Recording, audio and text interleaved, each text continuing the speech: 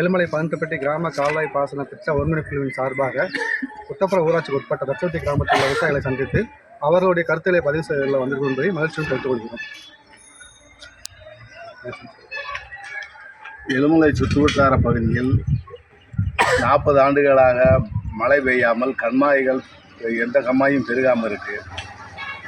உசிலம்பட்டி ஒன்றியத்துக்கு உட்பட்ட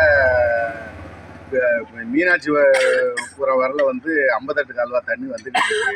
இந்த 58 கால்வாய் ஒரு 2 கிலோமீட்டர் எக்ஸ்டெண்ட் பண்ணால் ஏழுமலை பெரிய கம்மாய்க்கு வந்துடும்.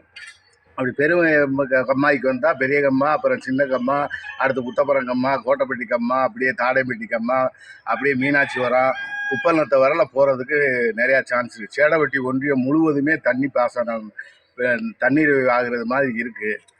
தயவுசெய்து எந்த அரசாங்கமாக இருந்தாலும் எங்களுக்கு இந்த 58 கால்வாய் திட்டத்தில் ஏழுமலை பகுதிக்கு தண்ணி கொண்டு வர்றதுக்கு நடவடிக்கை எடுக்குமாறு கேட்டுக்கொள்கிறேன்.